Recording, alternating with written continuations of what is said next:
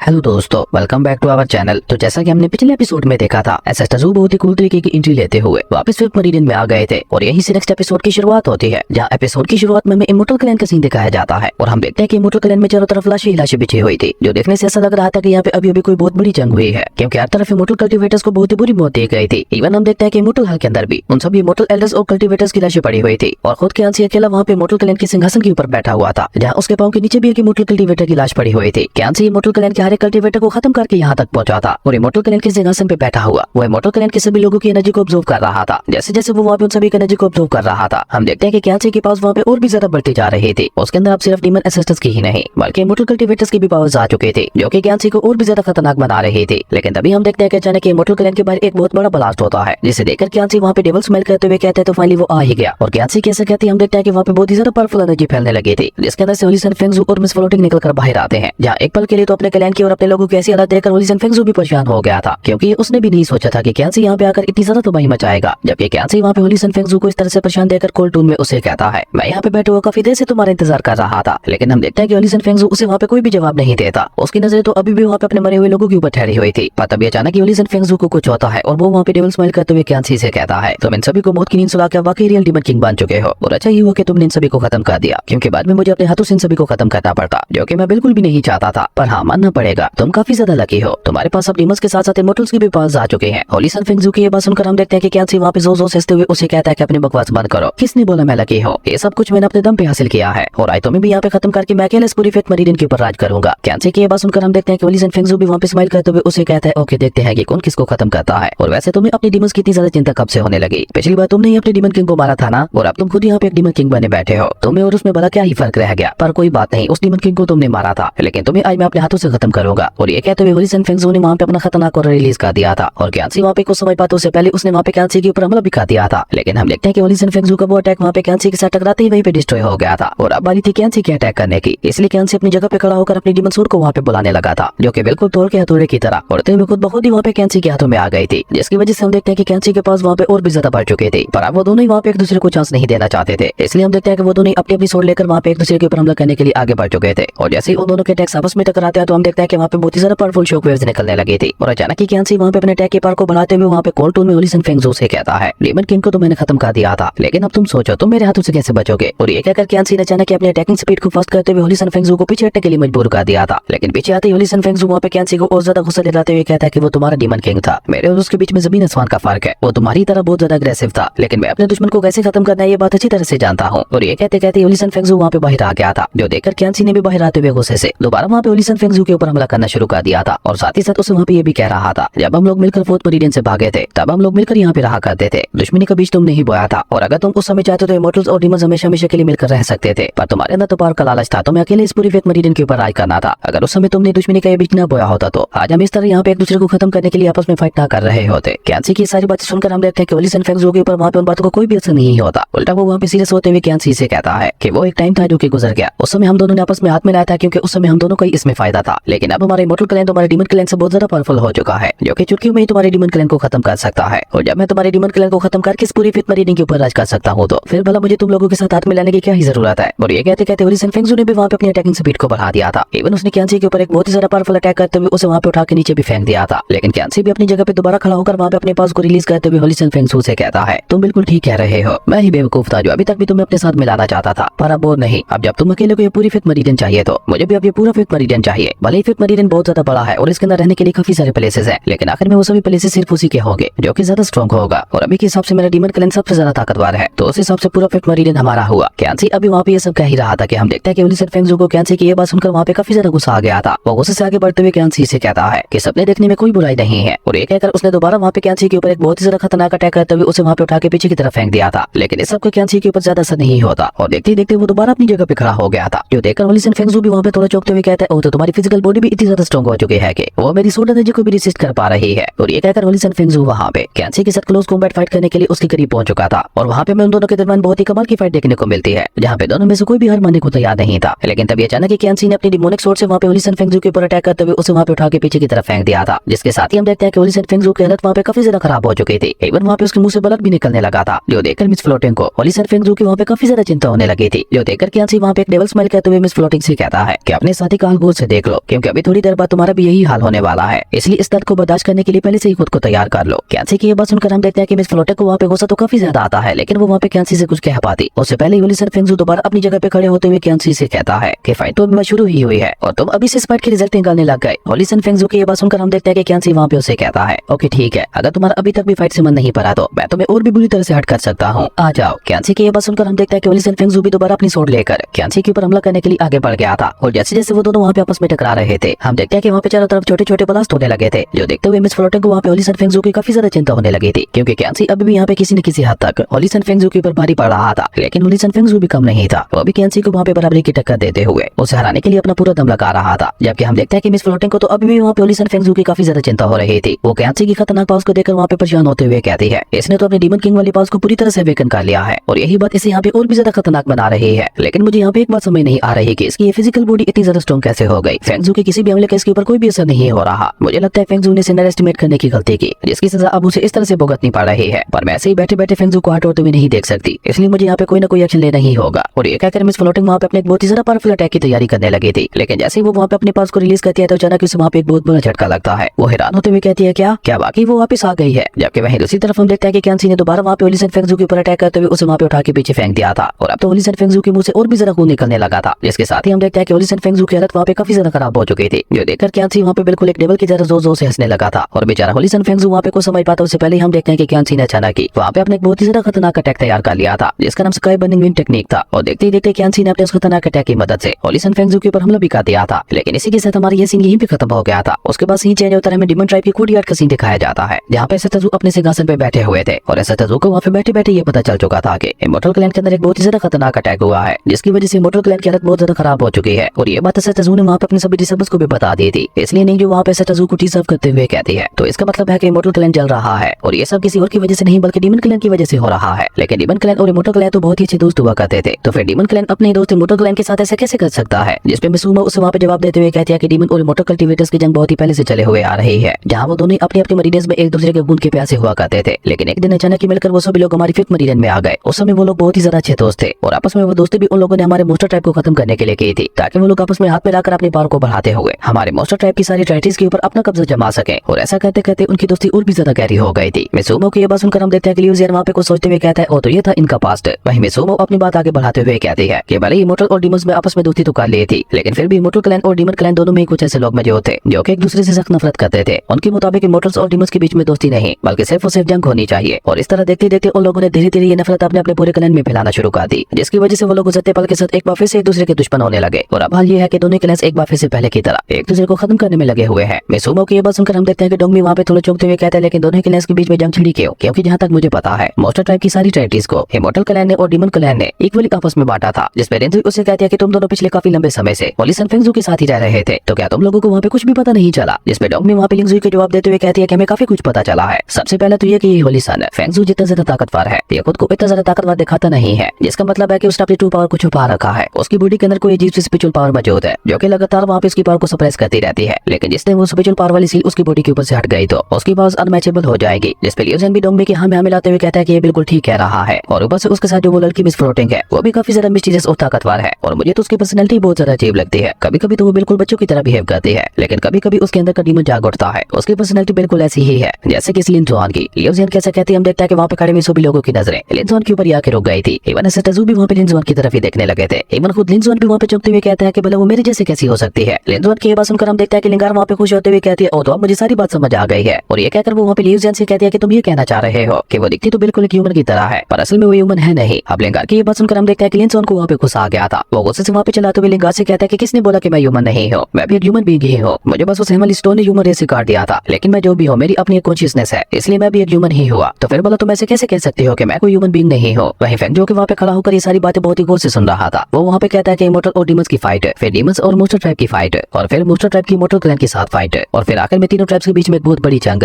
और ऊपर से वो ब्लैक पावर ऑफ करप्शन। और ये सब कहकर फेंग अचानक वहाँ पे एक्साइटेड होते हुए कहता है कि यहाँ पे तो बहुत ही ज्यादा मजा आने वाला है, क्योंकि यहाँ पे एक साथ बहुत सारी चीजें चल रही है और अब तो चाहे कुछ भी हो जाए लेकिन मैं खुद को इन सारी चीजों से दूर नहीं रख सकता। और ये सब कहकर फेंग जल्दी से भागकर वहाँ पे सतजू की तरफ जाते हुए उनसे कहता है सिस्टर अगली बार आप जहाँ भी जाएंगे प्लीज मुझे भी अपने साथ ले जाइएगा। और ये कहते कहते फेंग वहाँ पे सतजू के पास आ ही रहा था। उससे पहले सतजू ने उसे वहाँ पे बबल के अंदर ट्रैप करते हुए उसे वहाँ पे खुद से दूर कर दिया था और बेचारा फेंग वहाँ पे उस बबल के अंदर उड़ता हुआ वहाँ से पीछे जाने लगा था, जो देखकर तजू के सभी डिसेबल्स वहाँ पे हंसने लगे थे, जबकि लिंगार वहाँ पे अपनी सभी साथी लड़कियों को मोटिवेट करते हुए कहती है कि भले ही वो लड़की कोई भी हो और जितनी मर्जी ताकतवर हो, हम सभी मिलकर उसे संभाल लेंगे। लिंगार की ये बात सुनकर हम देखते हैं कि लिंगजुई भी वहाँ पे अपनी सूट को बाहर निकालते हुए कहती है क्योंकि अगर ऐसी बात है तो फिर देर किस बात की, जल्दी से जाकर उसे वहाँ पे ठिकाने लगाते हैं। लिंगजुई की ये बात सुनकर हम देखते हैं कि लियू जन उसे वहीं पे रोकते हुए कहता है कि रोको रोको, अभी मैंने अपनी बात पूरी नहीं की, इसलिए जल्दबाजी में कोई भी फैसला मत लो। और ये कहकर लियू जन वहाँ पे अपनी बात आगे बढ़ाते हुए सतजू को बताता है कि जब मैं और डोंगमी होली सन फेंगजू के ट्रायल हाउस में गए थे तो हमें वहाँ पे ओल्ड मास्टर जूजियन की पेंटिंग मिली थी। लियू जन की ये बात सुनकर तो हम देखते हैं कि सतजू भी वहाँ पे काफी ज्यादा सीरियस हो गए थे, जबकि बर्नेकर वहाँ पे चौंकते हुए कहता है कि ओल्ड मास्टर जूजियन की पेंटिंग उनके पास कहाँ से आ गई और ओल्ड मास्टर जूजियन की पेंटिंग का वो मोटर कल्टीवेटर्स क्या कर रहे हैं। आखिर होली सन फेंगजू ने ओल्ड मास्टर जूजियन की पेंटिंग को इस तरह से अपने सीक्रेट ट्रायल हाउस के अंदर क्यों रखा हुआ था। बर्नेकर की सारी बातें सुनकर हम देखते हैं कि डोंगमी उसे वहाँ पे जवाब देते हुए कहता है कि ओल्ड मास्टर जूजियन के काफी सारे दुश्मन थे और उनकी पेंटिंग को यहाँ पे देखकर मुझे ऐसा लगता है कि उनका सामना जरूर यहाँ पे किसी अपने दुश्मन के साथ हुआ होगा और उनका वो दुश्मन कोई और नहीं बल्कि मोटर क्लैन ही होगा, जैसे ओल्ड मास्टर जूजियन ने पूरी तरह से तबाह कर दिया होगा। इसलिए मोटर क्लैन ने ओल्ड मास्टर जूजियन की पेंटिंग बनवाई होगी ताकि वो लोग ओल्ड मास्टर जूजियन को ढूंढ सके। जिस पे बर्नेकर कहता है लेकिन ऐसा कैसे हो सकता है, कोई भला किसी से अपना पुराना रिवेंज लेने के लिए किसी की पेंटिंग क्यों बनवाएगा। बर्नेकर की ये बात सुनकर हम देखते हैं कि सतजू भी वहाँ पे सीरियस होते हुए कहते हैं कि हाँ तुम बिल्कुल ठीक कह रहे हो, वजह कुछ और भी हो सकती है। सतजू की ये बात सुनकर हम देखते हैं कि लियू जन और डोंगमी दोनों वहाँ पे थोड़ा नर्वस हो गए थे और वो दोनों वहाँ पे एक दूसरे को देखने लगे थे, लेकिन तभी आत्मयाकी में वो दोनों वहाँ पे एक दूसरे को इशारा करते हुए अपनी बात को आगे बढ़ाते हैं और सतजू को वहाँ पे बताते हैं कि होली सन फेंगजू का ये भी कहना है कि वो टियानन सेट का लॉर्ड है। अब लियू जन की ये बात सुनकर हम देखते हैं कि सतजू के सभी डिसेबल्स को वहाँ पे एक बहुत बड़ा झटका लगता है और सिर्फ झटका ही नहीं, उन सभी को वहाँ पे इस बात के ऊपर बहुत ज्यादा गुस्सा भी आ रहा था। इवन फेंग तो वहाँ पे गुस्से से चलाते हुए कहता है कि उसकी ऐसा बकवास करने की हिम्मत कैसे हुई, मैं उसे ज्यादा नहीं छोड़ूंगा, अब तो मैं खुद उसे अपने हाथों से मारूंगा, अगर मैंने उसे मार मार के उसकी चीखें ना निकलवा दी तो मेरा नाम भी फेंग नहीं। और ये कहकर फेंग वहाँ पे इस बबल के अंदर ही पंचेस मारने लगा था, जो देखकर लीना भी वहाँ पे गुस्सा होते हुए फेंग से कहते हैं कि आपकी बात तुम नहीं बल्कि उसे मैं मजा चखाऊंगी, वो भी अपनी पॉइजन पावर की मदद से। और उन दोनों के जैसे हम देखते हैं कि वहाँ पे सतजू का हर एक डिसेबल है होली सन फेंगजू को अलग अलग तरीकों से मारने की बातें करने लगे थे। और तभी लिंगजू भी अपनी सूट को बाहर निकालते हुए कहते हैं कि ओल्ड मास्टर जूजियन ने होली सन फेंगजू से क्या बोला होगा, जो वो खुद को टियानन सेट का लॉर्ड समझ बैठा है, कहीं इस बात का आइडिया होली सन फेंगजू को ओल्ड मास्टर जूजियन ने तो नहीं दिया था। लिंगजू की ये बात सुनकर हम देखते हैं कि सतजू भी वहाँ पे कोर्ट रूम में कहते हैं कि मास्टर और फेंगजू के बीच में क्या रिलेशन है, इसके बारे में अब हमें मोटर क्लैन में जाकर ही पता चलेगा। और ये कहकर सतजू वहाँ पे अपने मन ही मन में अपने मास्टर को याद करते हुए कहते हैं, मास्टर ओ मास्टर, आपने यहाँ पे एक बार फिर से मेरे लिए हिंट छोड़ा है, लेकिन आप फिक्र ना करें, मैं आपके इस हिंट को बहुत ही जल्दी ढूंढ लूंगा। और ये कहकर सतजू अपने चाय का कप नीचे रखकर अपनी जगह पे उठते हुए अपने सभी डिसेबल से कहते हैं, चलो फिर हम सभी लोगों को मोटर क्लैन में जाना है और वहाँ पे पता लगाना है कि होली सन फेंगजू ओल्ड मास्टर जूजियन को कैसे जानता था और वो होली सन फेंगजू जो कि खुद को टियानन सेट का लॉर्ड समझ बैठा है, उसके साथ भी तुम्हें एक बार मिलना होगा। और ये कहकर सतजू अपने सभी डिसेबल्स को लेकर मोटर क्लैन की तरफ निकल गए थे और अब हमें देखने को मिलेगा हेलकोट का आतंक। पर अफसोस इसी कमाल के सीन के साथ हमारी अमेजिंग एपिसोड